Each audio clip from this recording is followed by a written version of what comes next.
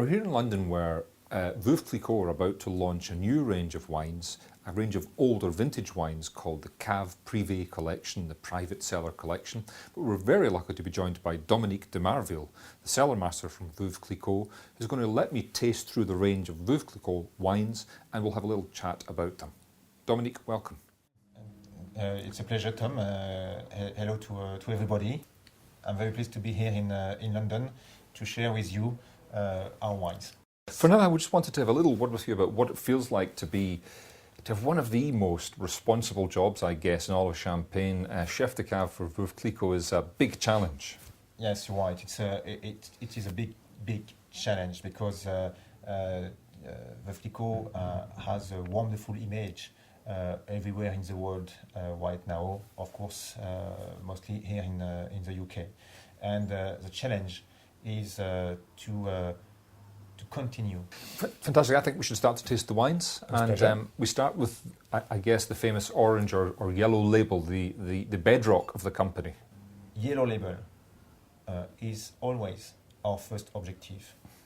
Yellow label drives what we do in terms of quality. When you buy a bottle of champagne, it's expensive. You must have the quality inside. If you don't have, we do a mistake. Yes, indeed. So, salute. Taste. Thank you. Salute. Cheers.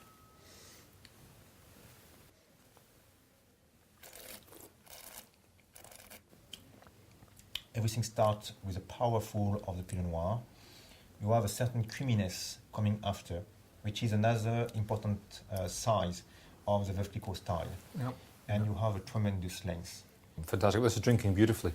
Yeah. And next we're going to try... We will try now the Veuve Clicquot Rosé, which is a non-vintage also. So this is an assemblage rather than it is Sanier method. Yes, it is an assemblage.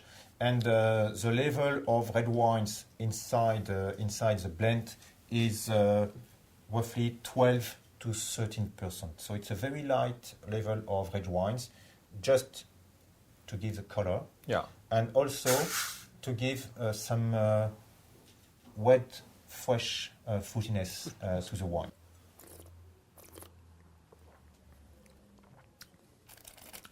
Delicious. It just has that extra little kind of raspberry, fruity kind of edge to it, which is it's a very light wine. It's a wine done for aperitif. So now, may I propose you to discover another world in our range, which are the vintages. Our current vintages on the market is 2002. 2002, which I have to say, 2002 is. There's been a lot of hype about it, but I've tasted quite a lot of 2002s, and it really is a special vintage, I think. Yes. Immediately has more depth and more. It's a much richer kind of style. Immediately. So it's a good wine to taste now, but I'm very confident because we have a wonderful potential of aging, a very good potential of aging in this 2002 vintage. Yes, I definitely think it's one I'll add a few bottles to my cellar. It's just as you say, it has that kind of breadth and kind of weight, but then the acidity all just comes in again, and it's got a lovely kind of lemony fat acidity. And next we're going to move on to the vintage version of the rosé. Really Pinot Noir oriented. It's clearly based on cherries, clearly based on red fruits, and a hint of blackberries also. It's a fascinating wine because it tastes like Pinot Noir. It tastes like a light Pinot Noir, and I'm sure if you let all of the bubbles go out of this wine, it would and put a blindfold on someone, they would think they were drinking a glass of really nice Burgundy, of a lighter Burgundy.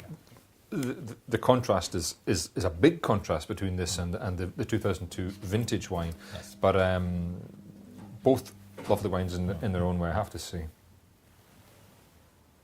Oh, very nice. And the last one we're going to taste is the Grande Dame, which is the deluxe cuvée, the top of the range cuvée. The top of the range, yes. It's honestly, it's not the most difficult to do. Honestly, I told you that the most difficult is yellow label and Veuve Clicquot Rosé. Because this is a single expression of a year. Yes. And so you work with what nature gives you, And are you still trying to create a Grand Dame style? For me, La Grande Dame is clearly in the Veuve Clicquot style.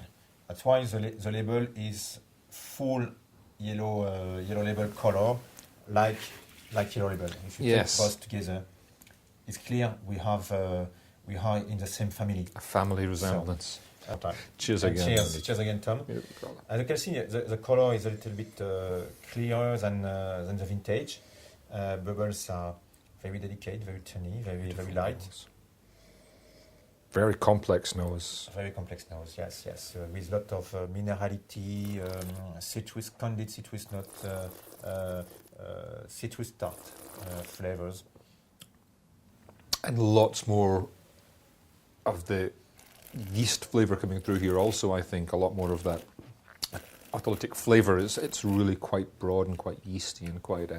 The most important things for La Grande Dame is time. Yeah. We take time to do this wine. It's very important for us. I have to say it is fabulous, and I'm not saying it just because you're here, but it's just got incredible layers of complexity, but it's also beautifully refreshing. Yeah. This afternoon we're going to be tasting a new project, or a new product, Yes. which looks extremely interesting. This is the Cave Privé, the private cellar collection. Can you tell us just a little bit about it? Because I will be reviewing these on winepages.com. Yes. You can just tell us a little bit about it. We have a wonderful collection of all vintages in our cellars.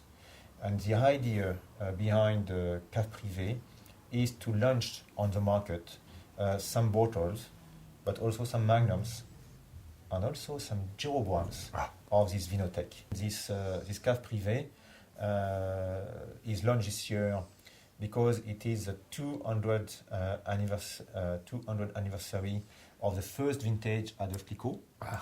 And it is also for us the opportunity to show to the wine lovers, to the wine connoisseurs, that champagne is able to age. It's a whole new experience for many people, I think, to taste an aged champagne. So these bottles will be something very special. Something very special. It's not very expensive, and it's not done for only 1 year. We will come on the market with a new vintage in the next years. So it's a plan which is done for 10, 20, 30 years. I can't let you go without asking about the plans to change the boundaries of the Champagne area, the expansion plans. What stage are we at with that process? So in this process today, we defined what we called the production area, and now the panel of experts, which are totally independent, are working on the parcels. These parcels could produce champagne or couldn't. It is what they do, cru per cru, village per village. So it will take 4 to 5 years now. And at the end, they will say, here we can plant, here we can't. The goal will be to, if we can, to plant new area in Champagne, but we must do that only if we can manage the plantation whites.